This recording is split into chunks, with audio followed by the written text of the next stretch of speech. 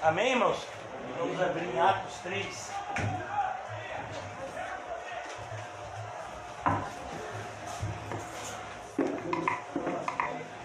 Amém, graças a Deus. Atos capítulo 3. Atos 3. A nossa exposição, a semelhança do Evangelho de João, é estudarmos um capítulo por dia. Não é por acaso que nós vemos uma semelhança muito grande, um continuismo, né? Do Evangelho de João, que estudamos recentemente, e de Atos. Agora nós vamos presenciar o primeiro milagre que é feito na igreja. O título da nossa mensagem de hoje é o poder do nome. O poder do nome de Jesus. Muitos falam de Jesus, mas não conhecem a Ele. Muitos falam dele, falam acerca das suas doutrinas, mas não mantêm qualquer tipo de relacionamento com Ele. É importante que, para que nós venhamos a meditar e tenhamos um proveito aqui no capítulo 3, eu gostaria de convidar vocês, isso não é comum, uma vez que nós temos bastante texto para meditar, mas antes da gente entrar propriamente em Atos 3, eu gostaria de convidar rapidamente vocês ao livro anterior ao livro de Atos, como eu disse a vocês, que tem uma conexão com ele, que é o livro de João. Há uma passagem no Evangelho de João que nós meditamos recentemente, que nesse momento se faz extremamente perceptível em Atos 3. João 14:12. Em verdade, vos digo que todo aquele que crê em mim fará também as obras que eu faço. Perceba, todo aquele que crê em mim. Isso não está restrito ao colégio apostólico e nem à era apostólica, como algumas pessoas dizem hoje em dia na igreja. Meu reformado, existe um grupo de pessoas conhecidas como cessacionistas. Pessoas que acreditam que milagres como os que nós vamos estudar hoje estão restritos aos dias de Atos. Não é o que Jesus está dizendo aqui em João 14:12. O que separa, irmãos, a igreja de Atos de nós? Uma palavra: a fé. E talvez você diga, né, como alguns pregadores de hoje dizem, a gente tem a mesma fé. Não, eu ouso dizer que não tem, porque se tivesse, isso seria demonstrado por meio da vida. Uma fé é algo que é visível. Durante toda a Bíblia, não somente no Antigo Testamento, mas no Novo Testamento, nós vemos um esforço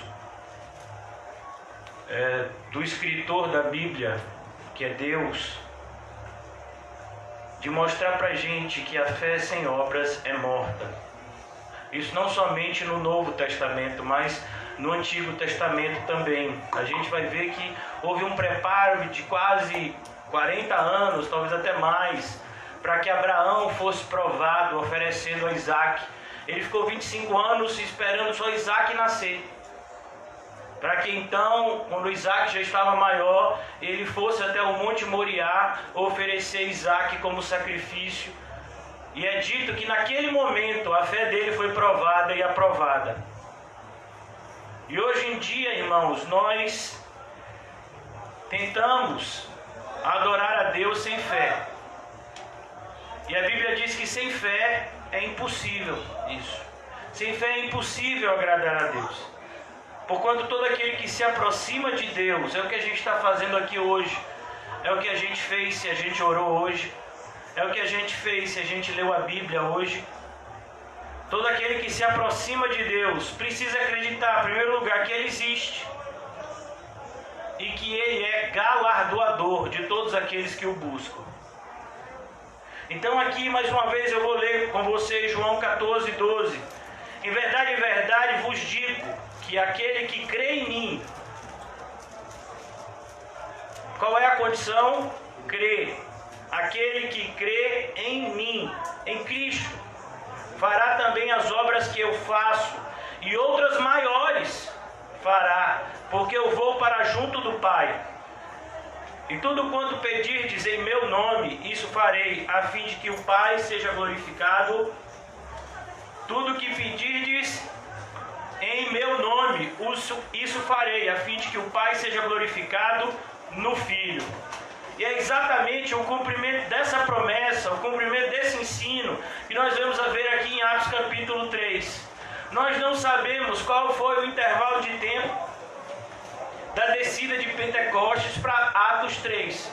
Lucas, quando escreve, ele não se preocupa muito com essa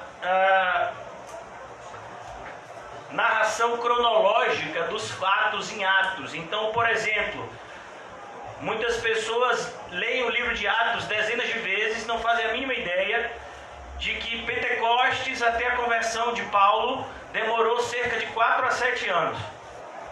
E às vezes parece que Pentecostes foi num dia e Paulo se converteu um mês depois. Não foi assim. Então aqui, no final do capítulo 2, nós lemos ontem: perseveravam na doutrina dos apóstolos e na comunhão, partindo o pão e nas orações. Versículo 42. Depois de Pentecostes, a igreja foi acrescentada à igreja 3.000 pessoas. E olhe como termina o capítulo 2, para que nós possamos então entrar no capítulo 3 de hoje. Louvando a Deus, versículo 47, é o último versículo do capítulo 2. Louvando a Deus e contando com a simpatia de todo o povo. Enquanto isso, acrescentava-lhes o Senhor dia a dia os que iam sendo salvos. Então, naquele dia de Pentecostes, foram 3.000 pessoas que foram batizadas só naquele dia. Mas os dias estavam se passando, a igreja estava sendo igreja e pessoas estavam sendo acrescentadas na igreja. Até que chegou esse dia. Em primeiro lugar, aqui no capítulo 3, é importante a gente entender que a igreja está passando por um período de transição. O que aconteceu no capítulo 1? Jesus disse: olha, o evangelho vai ser pregado primeiro em Jerusalém e depois na Judéia, que é a região ali de Jerusalém, depois em Samaria, os samaritanos que tinham tanta raiva dos judeus, o evangelho vai chegar lá, e depois aí até os confins da terra. Então, nesse primeiro momento, o evangelho está chegando aonde? Em Jerusalém, nos judeus. Ainda está se fazendo uma transição. Muitas pessoas ainda confundiam o judaísmo da sua época com o cristianismo. Ainda não sabiam diferenciar uma coisa da outra. Até porque Jesus é o Messias, o rei dos judeus. Como Pilatos escreveu para provocar os fariseus, mas era verdade. Para isso eu vim ao mundo. Então aqui, versículo 1, Pedro e João subiam ao templo para a oração da hora nona. Hora nona, irmãos, são 3 horas da tarde. Os judeus mais religiosos, eles tinham o hábito de orar 3 horas específicas: 9 da manhã, meio-dia e 3 da tarde. E não é em casa não, viu? No templo. Então, se você está achando ruim ir para a igreja uma vez por dia, imagine você ir ao templo 3 vezes por dia e só para orar, fora outras coisas. Estudar a Bíblia ainda está por fora, viu? Ainda está fora disso. Era 3 vezes só para orar no templo. E a gente reclama de vir para a igreja um dia para o culto.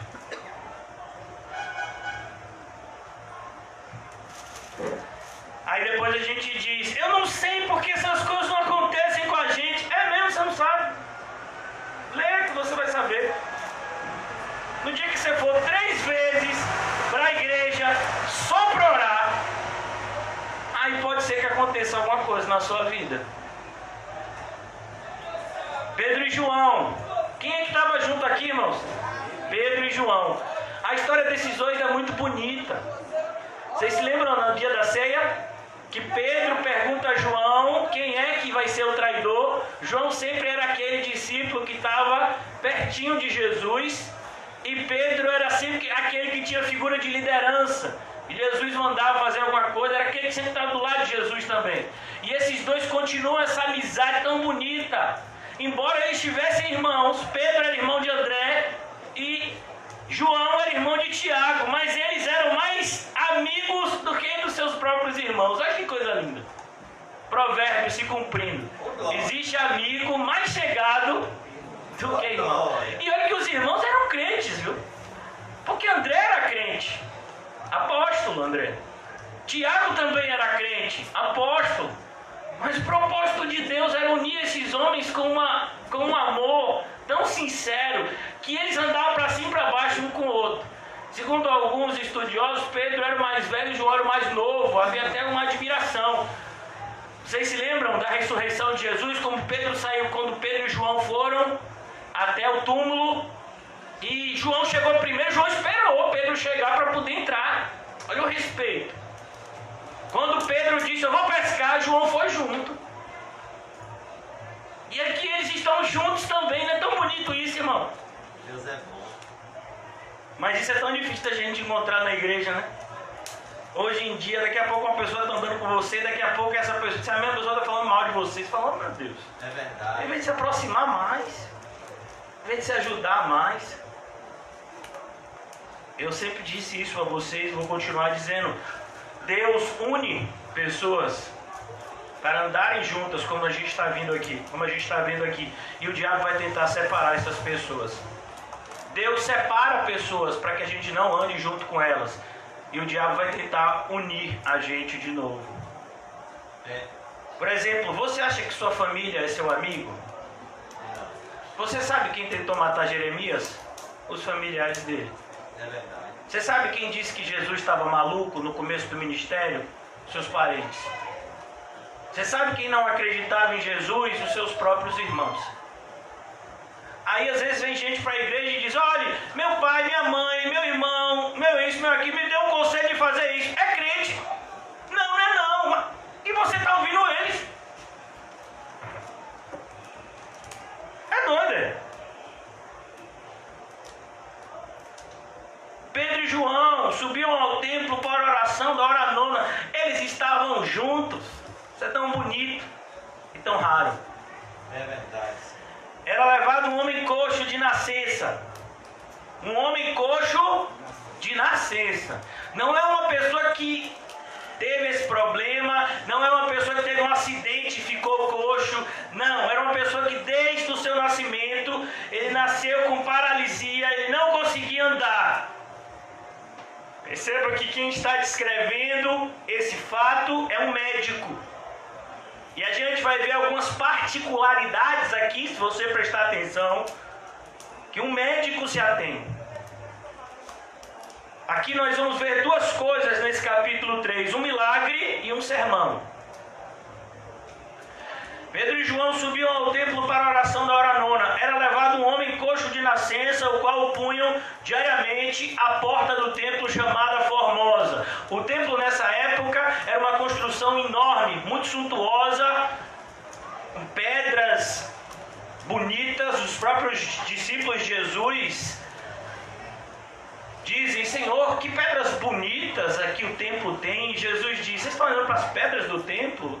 Não vai ficar pedra sobre pedra daqui a um tempinho. Isso assusta eles. Jesus diz, destruam esse templo e eu reedificarei ele em 3 dias. Os líderes religiosos ficam perplexos e dizem o quê? Mas demorou quase 50 anos para construir esse templo belo aqui. Estão dizendo que reconstrói em 3 dias? Eles estavam indo ao templo, algo grande.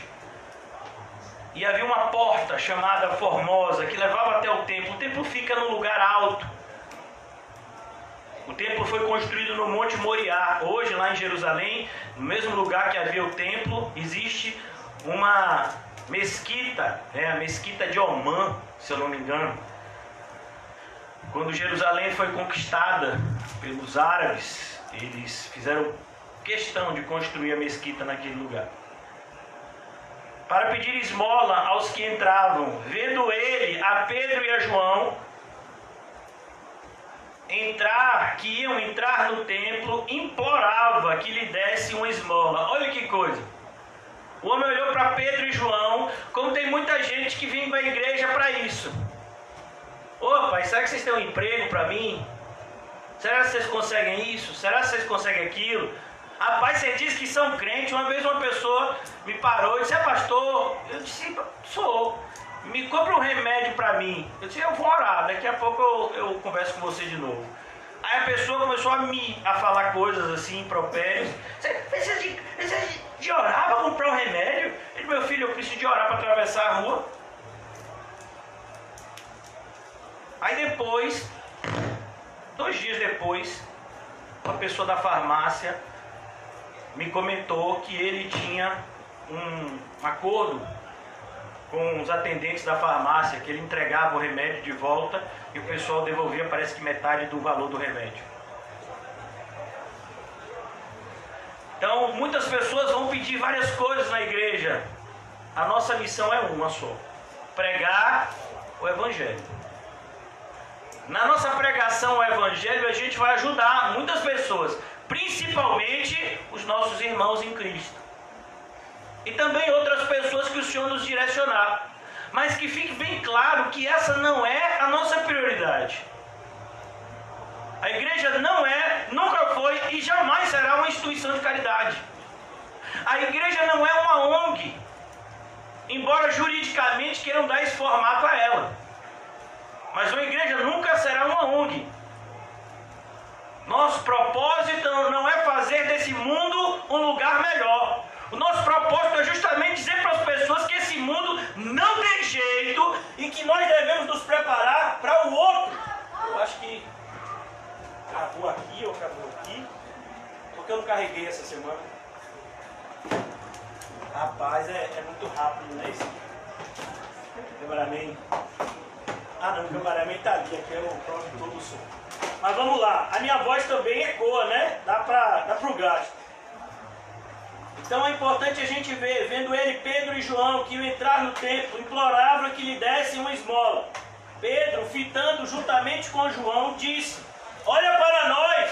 Pedro disse: olhe para a gente. Você vai perceber que muitas pessoas que pedem dinheiro, elas nem chegam a olhar no rosto das pessoas. Nem chegam muitas vezes, por quê? Primeiro, porque infelizmente, né, a maioria das pessoas que pedem dinheiro é para droga. Falo isso com propriedade, porque há 9 anos a gente recebe pessoas no CAC, e eu conheço muitas pessoas de rua, passo na rua e vejo essas pessoas pedindo dinheiro, e a gente sabe que essas pessoas querem dinheiro na maioria das vezes para usar drogas. E outros pedem dinheiro para outros fins. Poucos efetivamente pedem dinheiro com o propósito de se sustentarem. Mas esse homem, ele tinha esse ofício. Ele era uma pessoa que não andava e ele vivia dessa esmola. Mas Pedro diz: olha para a gente, porque eles eram homens humildes, eles eram pessoas que não tinham recursos. Os próprios líderes vão dizer daqui a pouco, perplexos, esses homens simples e letrados estão falando desse jeito.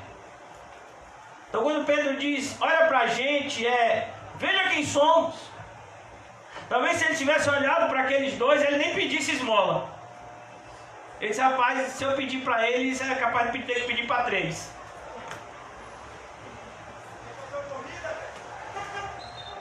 Olha para nós. E ele olhava atentamente, esperando receber alguma coisa. Ele olhou e disse: rapaz, se esse camarada mandou olhar, vai que vem alguma coisa de lá para cá.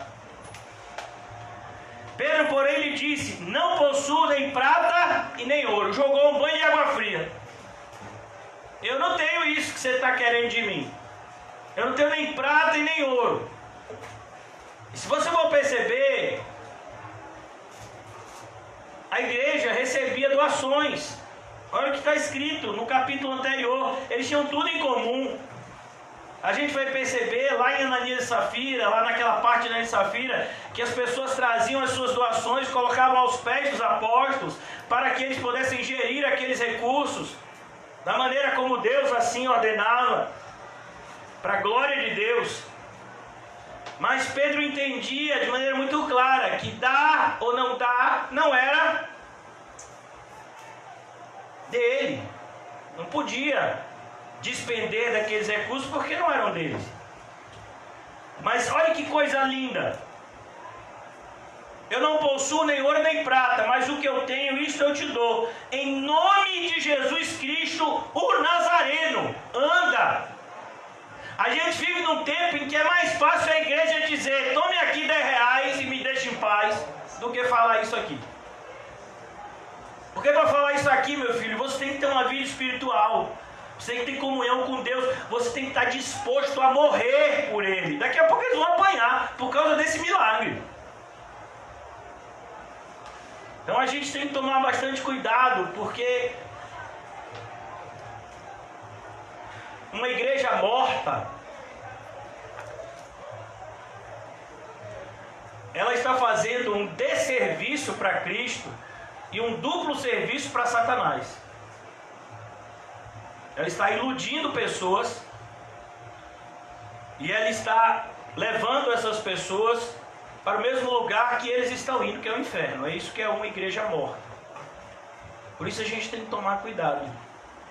Temos que nos examinar constantemente. O que estamos fazendo aqui? Qual a motivação que estamos aqui? Porque esse deve ser o espírito que tem que nos mover. Pedro, porém, lhe disse: eu não possuo nem prata e nem ouro. Eu nem quero possuir isso, viu? Hoje os apóstolos têm prata e ouro de sobra. Hoje tem pastor que parece os antigos, né, líder do jogo do bicho, que viviam cheio de ouro. Tem pastor que anda assim. Os apóstolos não, meu filho. Os apóstolos tinham dinheiro não. Eles tinham oração, eles tinham comunhão com Deus. Eles tinham um direcionamento de Deus todos os dias. Pedro, porém, lhe disse: eu não possuo nem prata nem ouro, mas o que eu tenho eu lhe dou. Em nome de Jesus Cristo Nazareno, anda. E tomando-o pela mão direita, olha que fé, tomando-o pela mão direita. Talvez, se Pedro dissesse aquilo, ele ficasse lá olhando para a cara de Pedro assim, mas Pedro disse: não estou brincando não, bora, levanta. Tomando-o pela mão direita, o levantou imediatamente. Eu já disse a vocês, quem escreveu esse relato era um médico. E olha o que esse médico diz: imediatamente os pés e tornozelos se firmaram. Você já viu uma pessoa paralítica? Ela não tem firmeza nem nos pés e nem nos tornozelos. Eles ficam soltos. Não existe, resposta. E aqui não, imediatamente eles se aprumaram. E olha o que ele diz: e levantou-se de um salto. Ele deu um salto. O homem era paralítico desde nascença. Ele deu um salto. Ele pulou. Mas como é que pode? O camarada era paralítico há alguns segundos e ele deu um salto. Isso tudo Lucas está dizendo aqui para mostrar que foi um milagre efetivo que aconteceu. Saltando e louvando a Deus. E aquele milagre não atingiu somente o corpo daquele homem, atingiu o espírito. Louvando a Deus. Viu todo o povo a andar e a louvar a Deus. Tem no filme que a gente passou ontem até, a gente só passou até o Atos 2, mas se a gente vai chegar um momento que a gente vai assistir a partir desse capítulo, e tem uma escada, nessa porta, e ele começa a subir e descer, esses caras pulando e gritando, é uma alegria assim, contagiante. E viu todo o povo, ele andar e louvar a Deus, e reconheceram ser ele o mesmo que esmolava, sentado à porta formosa do templo, e se encheram de admiração e assombro. Olha, a mesma palavra se repetindo aqui do que aconteceu no capítulo 2. Lembra quando começaram a falar em línguas diferentes? Pessoas que nunca foram ensinados nos respectivos idiomas. Pessoas ficaram admiradas, assombradas. O que é isso que está acontecendo? É o poder que 99% da igreja não conhece e não tem. Admiração e assombro, por isso que lhe acontecera. Agora, eu lhe falei, um milagre e um sermão. O propósito de todo o sinal do Senhor Jesus é glorificar o seu nome e testificar a sua palavra. Não é facilitar a nossa vida, irmãos. Os milagres não têm como propósito facilitar a nossa vida, mas glorificar a Cristo e testificar a sua palavra. Apegando-se ele a Pedro e a João, o camarada que nem conhecia Pedro e João direito, agora se apegou aos dois, não queria largar mais. Olha que coisa, irmão. Quando uma pessoa é crente de verdade, ela contagia. Quando uma pessoa se converte de verdade, ela quer andar com os crentes de verdade. Rapaz, eu vou colar agora em Pedro e João, não largo mais. Onde eles forem, eu estou junto. Quem conhece a história de Ruth e Noemi? Noemi queria ir embora. E Ruth disse, olha, aonde tu fores, eu irei.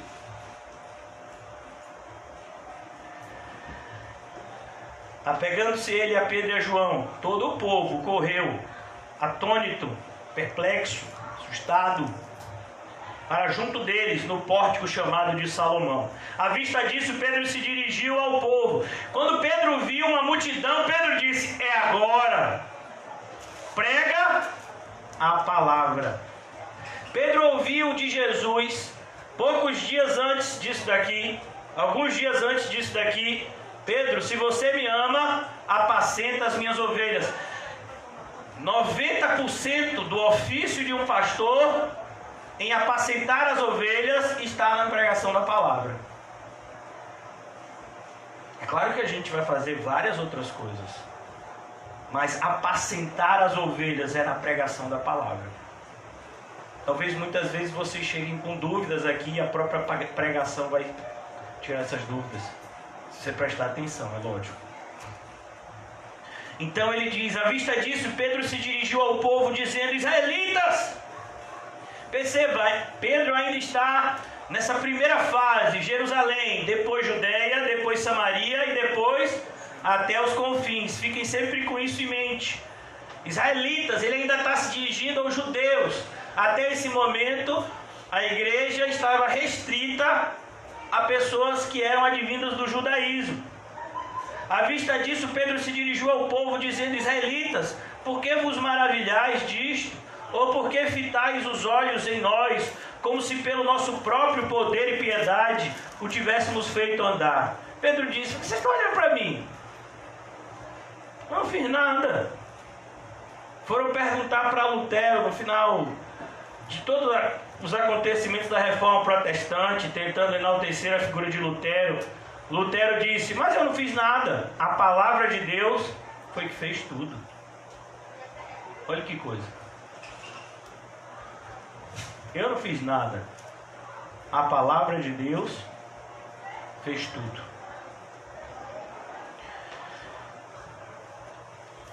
À vista disso, Pedro se dirigiu ao povo dizendo, israelitas, por que vos maravilhais disto?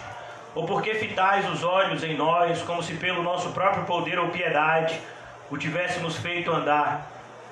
Não foi a nossa piedade, não foi o nosso poder. Versículo 13, o Deus de Abraão, de Isaac e de Jacó. Olha que coisa, como Pedro faz uma conexão lá com o passado. Essa mesma conexão foi feita várias vezes por Jesus naquele mesmo templo, quando ele estava pregando, e na maioria das vezes vinham os líderes religiosos discutir com ele. Certa feita ele disse, vocês dizem que são filhos de Abraão? São não, Abraão viu o meu dia e se alegrou. E vocês estão querendo me matar? Como você diz isso? Não tem nem 50 anos e diz que viu Abraão. Abraão veio cerca de 2000 anos antes de Jesus. E aí Jesus diz a eles, antes de Abraão existir, eu sou. E pegaram em pedras para apedrejá-lo. Olha que coisa louca.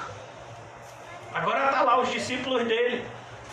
Os líderes religiosos estavam desesperados, porque eles, rapaz, a gente matou o líder dele, pensou que ele tinha acabado, e agora esses camaradas aparecem. Esses crentes não morrem não, mano. Quanto mais a gente mata crente, mais aparece, a ponto de um dos pais da igreja, chamado Tertuliano, dizer que a sementeira da igreja era o sangue dos mártires. O povo ficava doido. Quanto mais perseguia os crentes, mais firme eles ficavam. Porque os propósitos de Deus jamais podem ser frustrados. Jesus já havia dito isso diante de Pedro, diante dos outros apóstolos, mas principalmente diante de Pedro. Pedro, eu vou dizer uma coisa para você, Mateus 16. As portas do inferno jamais prevalecerão contra a minha igreja. Ele está dizendo: o inferno inteiro pode se levantar, tentando impedir um servo meu de pregar, e o inferno vai ter que ficar quieto, porque o meu servo vai fazer aquilo que eu mandei ele fazer. Você está achando que eu estou exagerando? Olhe para a vida de Paulo. Teve um momento, irmãos, que os opositores de Paulo ficaram em tal desespero, que botaram a mão na cabeça e disseram: meu Deus! Esses homens estão matando o mundo de cabeça para baixo, chegaram até nós, eles pensaram que não estavam livres daqui. E ele chegou lá. Esse Paulo, meu Deus, esse Paulo! E você acha que quando a gente vê o filme de Paulo, ele está naquele estado? Paulo, apóstolo de Cristo, né? Vai ser o primeiro filme da volta do cinema. Oh, glória. E a gente olha para Paulo e vê um homem desgastado. Por que será? Apedrejado, chicoteado, açoitado, rejeitado, maltratado, ameaçado. Mas é esse homem que diz: se Deus é por nós, quem? Quem será? Ninguém. E aqui o apóstolo Pedro cria nisso, porque era o mesmo Espírito que encheu Paulo, que tinha enchido Pedro. Glória a Deus. Deus de Abraão, de Isaac e de Jacó, o Deus dos nossos pais, glorificou o seu servo Jesus, a quem vós traístes. Meu irmão, deixa eu só facilitar a sua vida. Você vai ver uma repetição do sermão de Atos 2. Por quê? Porque a igreja não tem que fazer sermões novos. Eu tô tão assim, sabe? Toda hora eu fico vendo esse negócio de negar-se a si mesmo, de abraçar a cruz e seguir a Jesus. Que coisa! Esse negócio de dar outra face, esse negócio de que mulher tem que se posicionar de um jeito, homem de outro. Eu quero uma novidade. Deixa eu dizer logo uma coisa para você, isso é diabólico. A gente está no mesmo caminho. E o caminho é reto. Amém. Essa ideia de você procurar caminhos novos não dão num destino seguro. Você vai ver que o que Pedro está pregando aqui, ele tinha pregado para aqueles 3.000 lá. Pedro não se preocupa em trazer um sermão novo. Não, a gente tem que apresentar a Cristo. E daqui a 10 anos? Cristo e este. E daqui a 100 anos? Cristo e este. Oh, meu Deus. Mas a gente vive hoje um momento onde cada um quer trazer algo novo. Como se, sabe, querendo colocar a sua cara no Evangelho, querendo deixar a sua marca. Sabe como é o nome disso, irmãos? Orgulho. E você sabe o que Deus faz com os orgulhosos? Ele resiste. Ele resiste. Ele dá graça aos humildes. O Deus de Abraão, de Isaac e de Jacó, o Deus de nossos pais, glorificou o seu servo Jesus, a quem vós traístes. Eu traí, Jesus foi crucificado na cruz por causa do meu pecado. Cada um de vocês se analise. Se você acha que você é santo, que Jesus não devia ter morrido por você, aí é com você. Eu não, eu sei que Jesus tinha que morrer por mim. Porque senão eu não tinha esperança. Se o sangue dele não fosse aspergido sobre mim, o inferno seria o meu destino. Mas como Jesus morreu pelos meus pecados, hoje eu posso ter paz. O Deus de Abraão glorificou o seu servo Jesus, a quem vocês traíram e negaram perante Pilatos. Como foi? Como foi a reunião? A gente viu aqui há pouco tempo, quando estudou o Evangelho de João. Não temos outro rei senão César. Olha para isso. Como é que pode, rapaz? Vocês que são descendentes de Abraão, que estavam esperando o Messias, que vem da linhagem de Davi, está diante de um ímpio chamado Pilatos e diz que você prefere ser liderado por um ímpio chamado César, idólatra, do que o Filho de Deus que veio ao mundo. Que coisa louca. Vocês negaram perante Pilatos quando este havia decidido soltá-lo. Olha que coisa, até o ímpio é melhor do que o falso crente. A impiedade do falso crente é pior. Isso é uma matemática, irmãos. Me perdoe se alguém se sentiu ofendido, mas isso é uma matemática bíblica. Eu tenho que falar para vocês o que Jesus ensinou para mim, o que está escrito aqui. E se vocês lerem a Bíblia, Jesus vai falar com vocês também. Jesus diz lá no Evangelho de Mateus que aquela geração que estava ali, era como uma casa que estava atormentada por um demônio. E que esse demônio é expulso dessa casa, a casa agora está limpa, vazia e ornamentada. E o demônio ele anda por lugares áridos e vendo que essa casa está limpa, ornamentada e vazia, ele volta e traz consigo mais 7. E o terror é muito pior. E Jesus diz, isso acontecerá com esta geração. Aqueles que ouvem o Evangelho, pegam o que querem do Evangelho, jogam o que não quer fora. Pois é, ó, lembre desse número 7. É diabólico. Você vê o que as pessoas falam para justificar os seus pecados, usando a Bíblia para justificar pecados. Assustador. Nada é mais diabólico do que isso. Usar a Bíblia, que é a palavra de Deus, para justificar pecado. Quando o propósito dela é outro, nos purificar. Pai, santifica-os na verdade, a tua palavra é a verdade. Ah não, mas se Abraão fez isso e Deus salvou Abraão, então eu também posso fazer.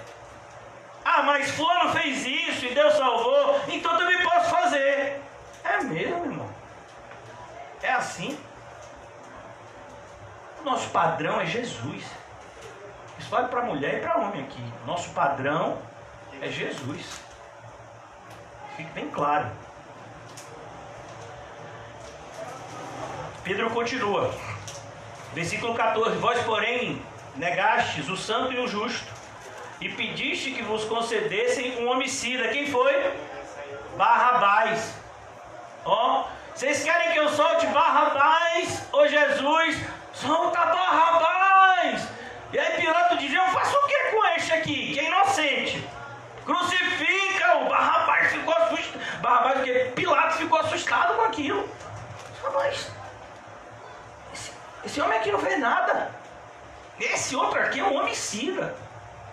Vocês querem que soltem ele? É, solta Barrabás! Que coisa louca. Deixa eu dizer uma coisa, isso acontece até hoje. Se você mostrar para uma pessoa, um crente de verdade, é raro encontrar, viu? Mas um crente de verdade e uma pessoa perversa, conhecida pela sua perversidade, o pessoal fica do lado do perverso, até por medo.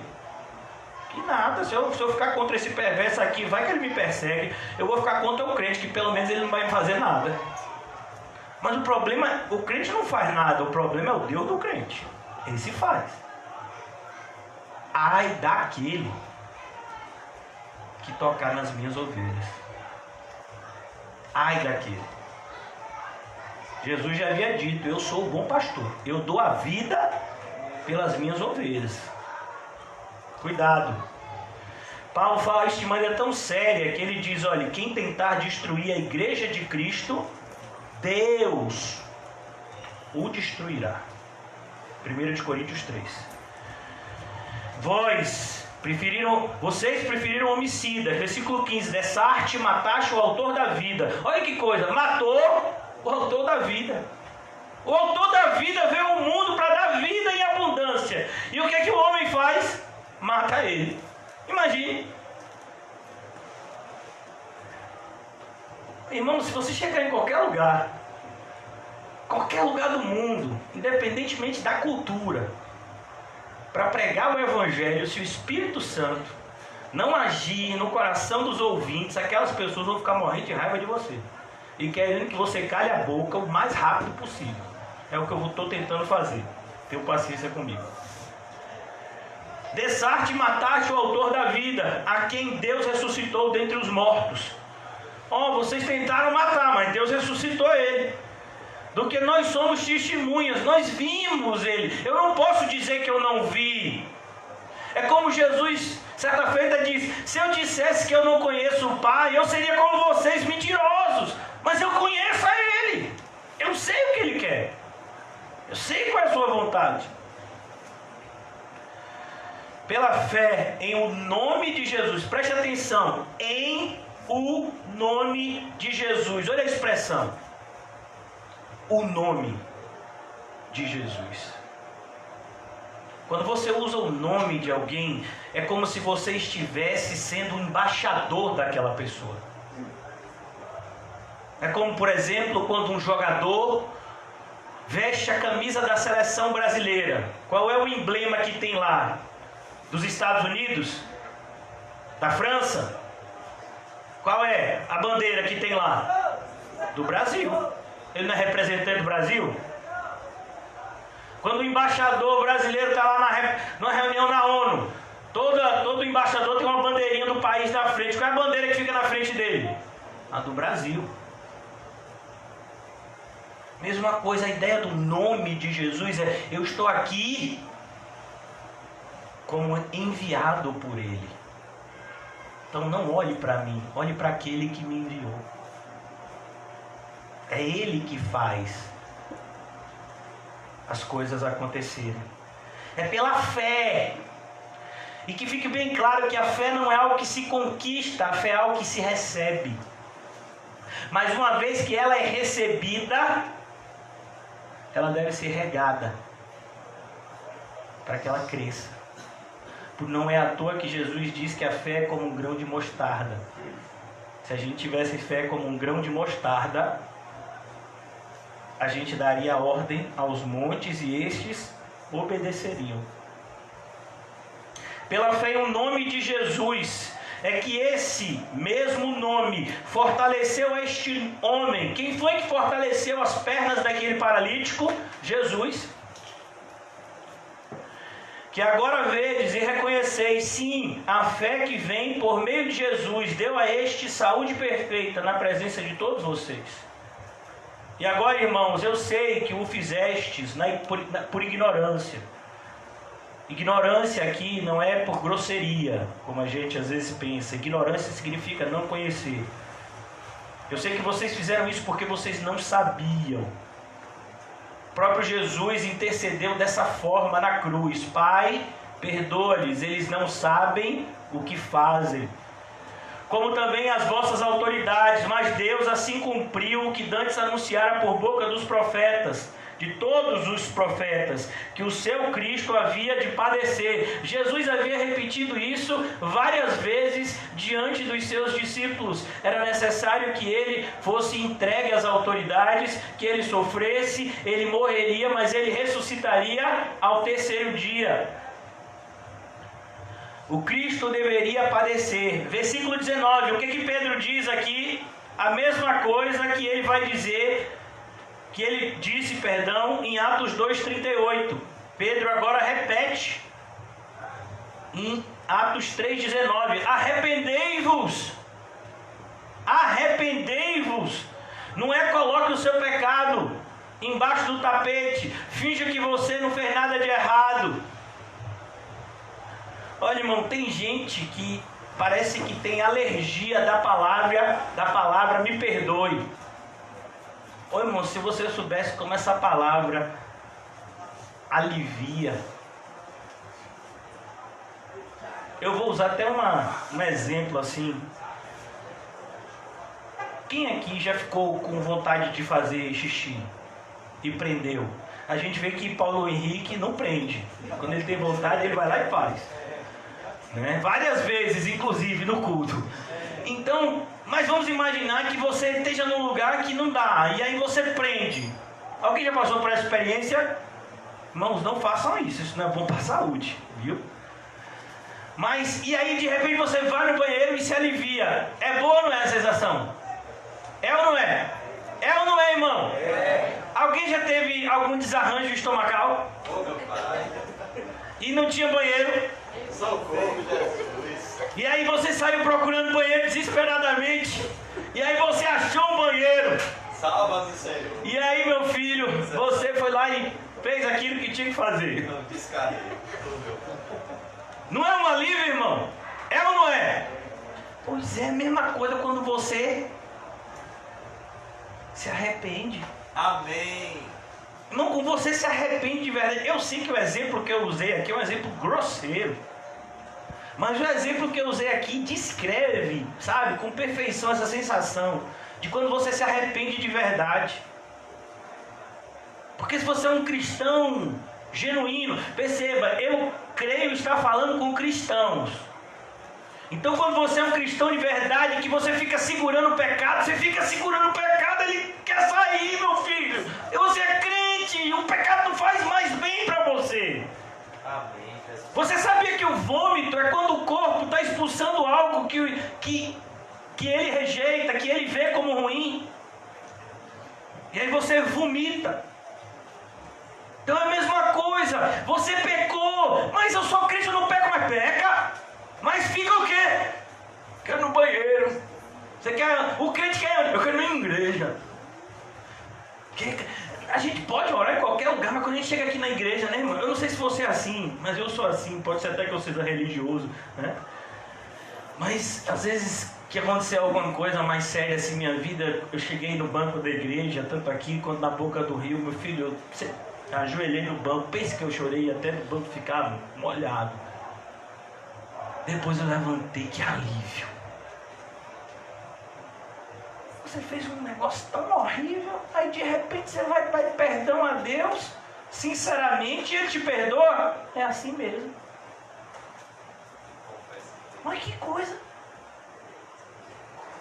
Você acha que o que Davi fez foi leve? Davi adulterou e assassinou. Ele não quebrou um, não. Ele quebrou 2 mandamentos. Fora que ele tinha quebrado o primeiro, né? Que é amar a Deus acima de todas as coisas, quando ele adulterou. É impossível você adulterar sem quebrar o primeiro mandamento. Mas Davi se arrependeu. Na mesma hora, o profeta Natan voltou e disse: "Ô Davi!"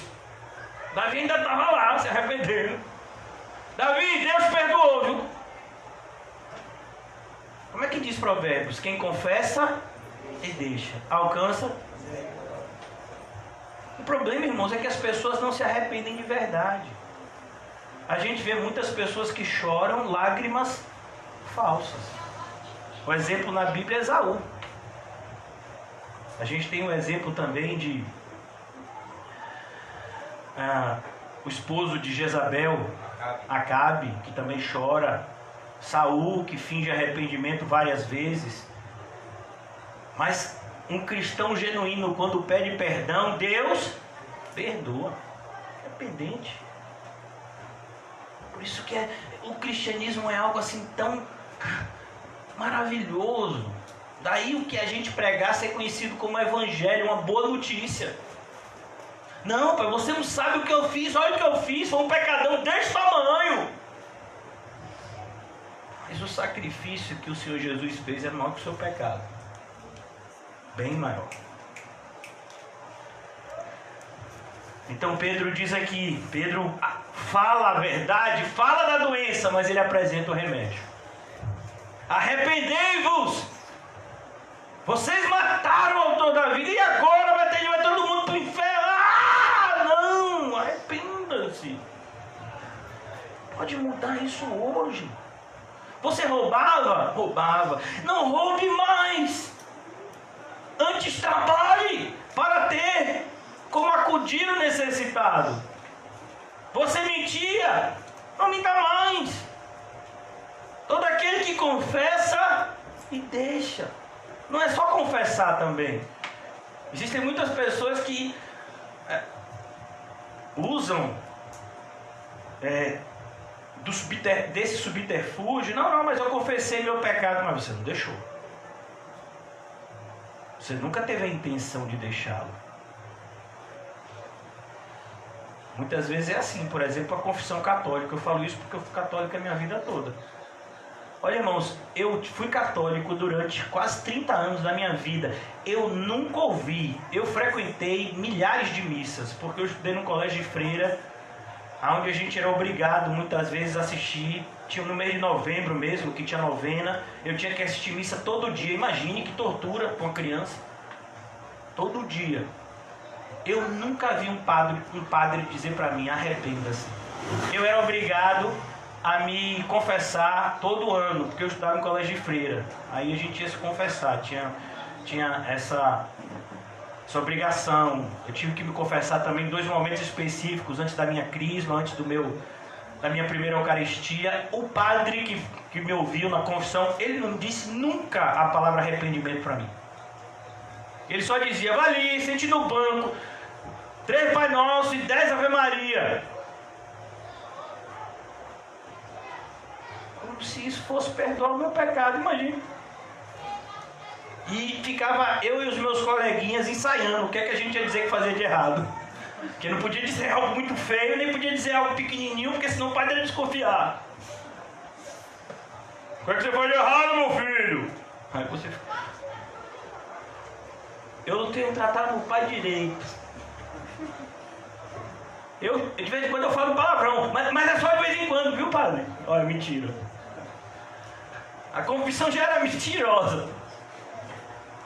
E ele nunca me disse, arrependa-se. Nunca. Aqui na igreja, talvez você nunca venha para um culto que não tenha ouvido essa palavra. Graças a Deus por isso. A todos tem sido dada essa oportunidade. A notícia, a notificação está sendo dada. Arrependam-se. E ele diz aqui, arrependei-vos, versículo 19. Eu sei que o tempo já está passando, eu vou procurar ser o mais breve aqui. Arrependei-vos e convertei-vos. Olha que coisa. O arrependimento, ele precede a conversão, mas eles se complementam. Essa é a ideia de que, eu me arrependi. Aí você olha para a pessoa e está indo para onde? Estou indo para o bar. Mas você não se arrependeu? Me arrependi, Deus me perdoou, vou comemorar. Como assim? E tem que abandonar tudo de errado? Tem que... Conversão, é justamente essa palavra, né? Mudança de direção.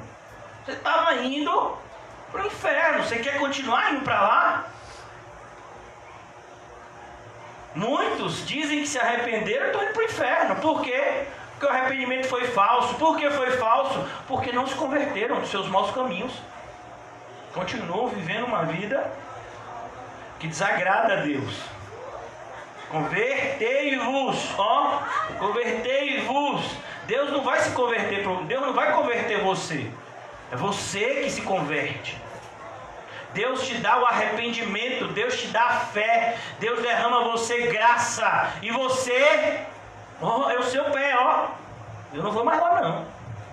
Ele te dá fé e você esmurra o seu próprio corpo, para que naquilo que você sabe que é verdade, você não ser reprovado. Tem que cortar essa mão aqui. Rapaz, a mão inteira. É melhor a mão do que o braço, viu? Tem que arrancar o olho. É melhor arrancar um olho do que os dois, viu? Irmãos, não brinque com o pecado, porque o pecado não está brincando com a gente. Não está. Arrependei-vos, pois, e convertei-vos para serem cancelados os vossos... Olha que maravilha! Cancelado! Quando Paulo escreve aos Colossenses, ele diz, o escrito de dívida que era contra nós, Deus pregou Jesus. Está cancelado o seu pecado quando você se arrepende e deixa. Alguém aqui tem medo de ir para o inferno? Amém. Pronto, aqui a receita. Arrependa-se. Amém. E convertemos dos seus maus caminhos, para que os seus pecados sejam cancelados. Você não vai para lá. Você mudou a direção. Você estava indo para lá, mas agora você está indo para cá. Você vai para o céu. Tem o inferno e tem o céu. São caminhos opostos. Você vai para o céu. Agora os seus passos são para o céu. Agora você entrou pela porta estreita. Você anda pelo caminho apertado. E esse caminho apertado vai te levar até o céu. E quando você chegar lá, a porta vai estar aberta. O Rei da Glória vai estar na porta te esperando. É isso que Pedro está dizendo aqui. E a gente não precisa de uma notícia melhor do que essa. Então se alguém repetir isso para a gente todo dia, que maravilha! Versículo 20. A fim de que a presença do Senhor venham, da presença do Senhor venham tempos de refrigério. Irmãos, não tem refrigério melhor para a alma do que o perdão dos pecados. Uma vez uma pessoa me perguntou: pastor, o senhor está melhor? As coisas melhoraram? Eu, não, meu filho, piorou. Mas por que o senhor não está melhor? A graça. Eu fui lá, falei com Deus. Deus perdoa minha murmuração, Senhor. Tenho me queixado de tantas coisas diante de Ti. Me perdoa, Pai. E Ele perdoa. E aí, ai, que coisa boa. Mas a circunstância, você ainda tá aquele negócio tá ruim. Meu filho, no mundo tereis aflições.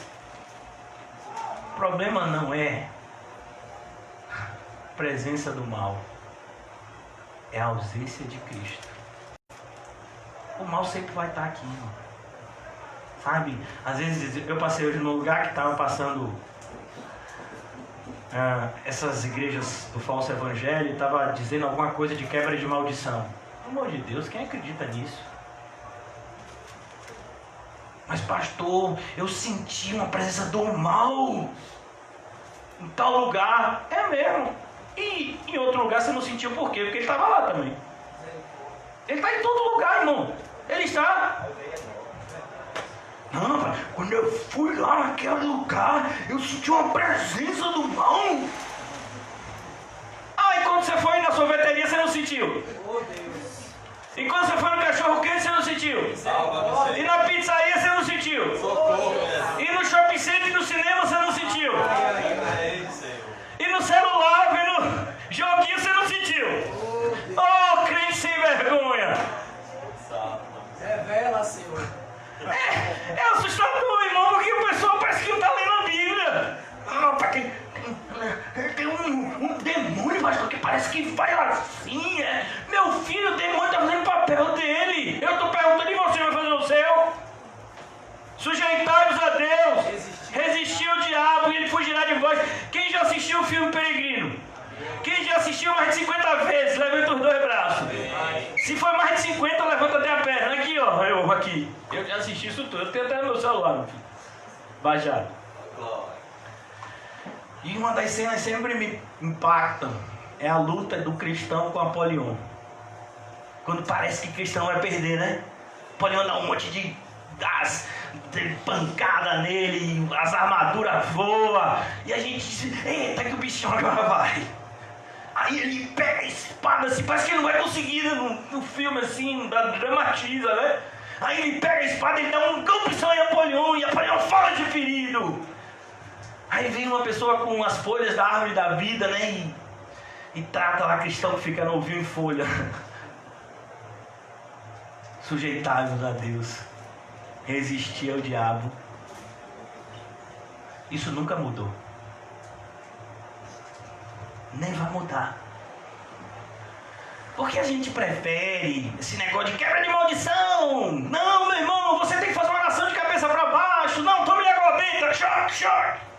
Eu sei porque minha mãe fazia isso comigo. Hoje em dia, graças a Deus, ela não faz mais, ela respeita. Mas de vez em quando eu morava com eles, eu estava dormindo e só ouvia aquela água. É porque, eu não sei se... vocês não devem ter, não sei se vocês aqui são católicos.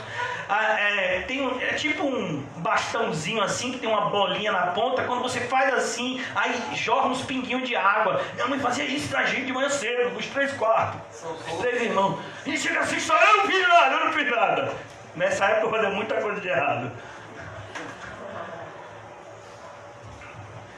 Então, irmãos, a fim de que da presença do Senhor venham tempos de refrigério, confesse o seu pecado, deixe ele.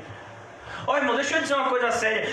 Eu talvez passe um pouco do horário, peço até perdão para vocês, mas vocês sabiam que existe câncer porque você não perdoa alguém? Você sabia disso? O irmão José trouxe uma reportagem aqui. Até os ímpios perceberam, fazendo um estudo, que pessoas rancorosas, imagine um ímpio que não entende nada do que a gente entende, diz que pessoas rancorosas têm uma propensão de terem mais câncer do que pessoas que normalmente são mais perdoadoras, por assim dizer. Que o ímpio nem sabe a diferença de arrependimento, perdão, nada disso. Mas na linguagem de pessoas que não entendem o que nós devemos entender. Imagine, um ímpio. José trouxe uma reportagem, não foi um jornal aqui, eu me lembro do dia que ele trouxe o jornal. Que estavam querendo colocar essa matéria no curso de medicina da UFRGS. Imagine. É importante. Imagine, irmãos. Ímpio. Olhe o que o fato de você guardar aquele rancor do coração vai fazer com você, irmão. Por isso que você não tem refrigério. Por isso que na sua vida, quem é que está lhe esmagando? É Deus. Só vai parar quando você pedir perdão. Por quê? Porque Ele te ama. Glória. Você quer que Ele pare? Isso é abandono judicial. Não, Pai, continua. Vai, Senhor. Amolece a carne. Mata ela, se feliz. Você se arrepende. Seus pecados são cancelados. Da presença do Senhor vem refrigério. Vocês assistiram o filme Peregrino? Deixa eu lhe dizer, John Bunyan deve ter lido essa passagem aqui talvez milhares de vezes. Porque para retratar como ele retratou com uma perfeição assim tão linda.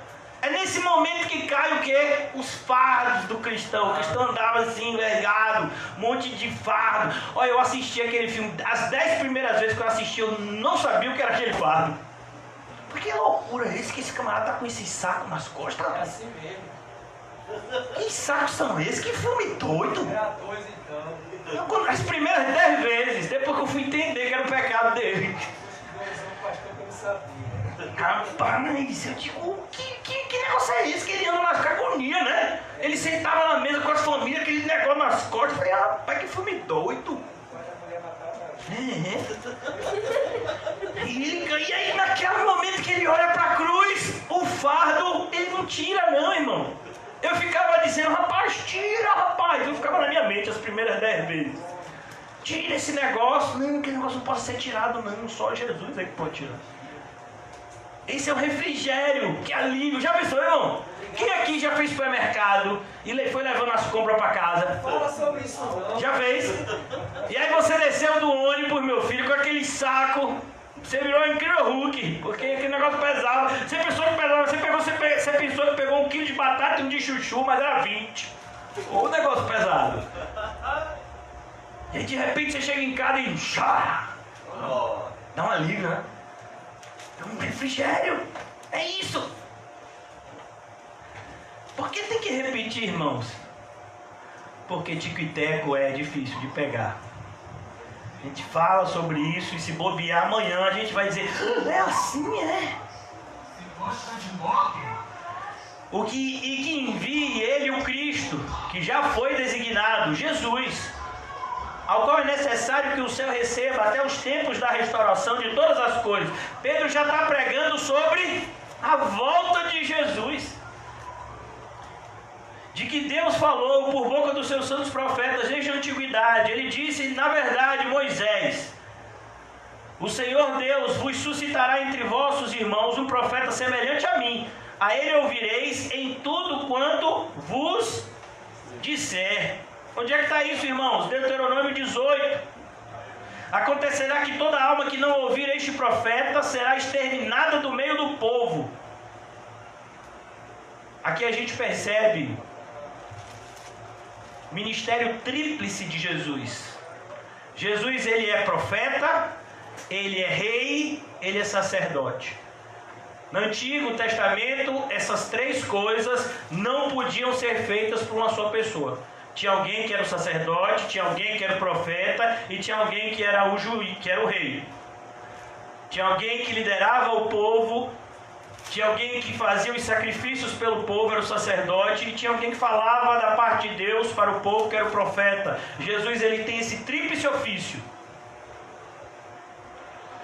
E todos os profetas, versículo 24, a começar com Samuel, assim como todos quanto depois falaram, também anunciaram esses dias. Vós sois os filhos dos profetas e da aliança que Deus estabeleceu com vossos pais, dizendo a Abraão: na tua descendência serão abençoados todas as nações da terra.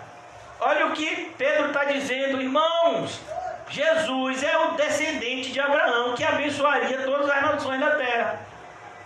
Está pensando que era Isaac, que era Jacó? Não, eles são os patriarcas. O descendente é Jesus que veio. O profeta que Moisés falou é Jesus. O rei que Davi falou é Jesus. Tendo Deus suscitar, versículo 26, tendo Deus ressuscitado o seu servo, enviou primeiramente a vós outros para vos abençoar.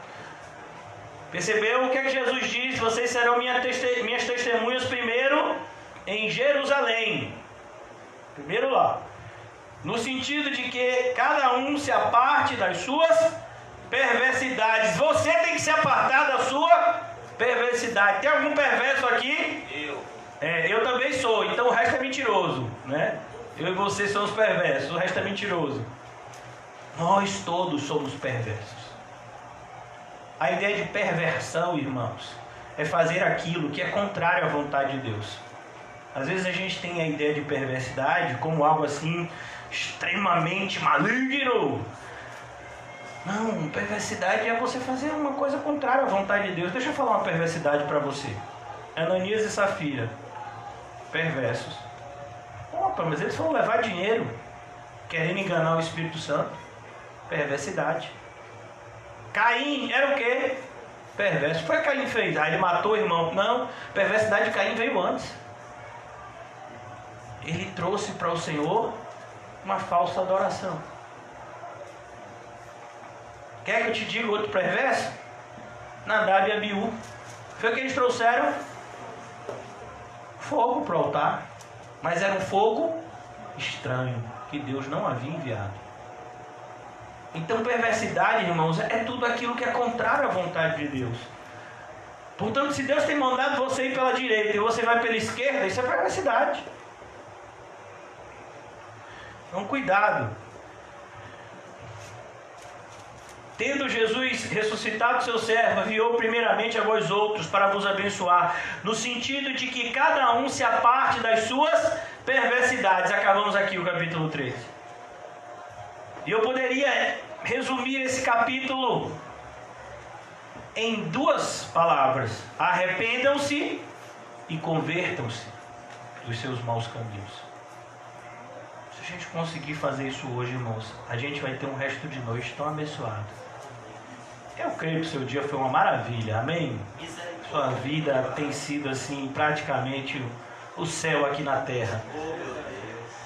Mas vai melhorar, irmãos, quando você se arrepender e se converter. Amém, pastor. Obrigado. Não deixe o mal crescer na sua vida. Corte ele. É melhor você ficar de mal com o mundo do que ficar de mal com Deus. É verdade. Você sabia disso? É verdade. Deus é tão bom, irmãos. Olha, a Bíblia diz coisas a respeito do nosso Deus. Eu não sei você, que a gente fica constrangido.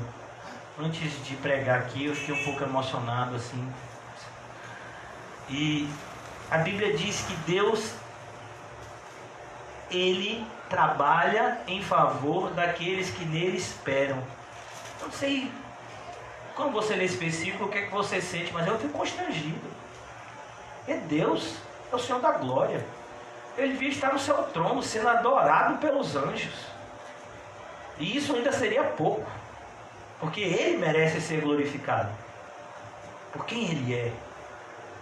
Mas Ele trabalha em favor daqueles que nele esperam. Olha que coisa, irmão. Você acha que não vale a pena esperar por um Deus desse? Pergunte a Abraão se não valeu a pena os 25 anos que ele esperou por Isaac. Pergunte. Pergunte. Aos dois que entraram na terra prometida, Josué e Caleb, se aqueles 40 anos foram tempo demais, sabe o que é que Caleb diz? Eu tenho a mesma força que eu tinha no começo. Caleb já tinha 80 e tantos anos, e a parte que cabia a ele da terra prometida era uma montanha que não havia sido conquistada ainda e que morava gigantes. Aí vem um senhor de idade de 86 anos e diz: pode deixar, vou lá. Vocês autorizam? Mas Caleb, pega uma terrinha aqui mais tranquila, Caleb. Você é um servo obediente. Você é uma pessoa assim que ficou do lado de Josué, Caleb. Vai ter trabalho de conquistar uma montanha de gigantes. Eu vou. Eu tenho o mesmo vigor. Imagine, 86 anos, se eu não me engano. Vale a pena, irmãos, obedecer a Deus. Vale a pena se arrepender. Vale a pena você pisar no seu orgulho, porque o seu orgulho, ele quer te matar.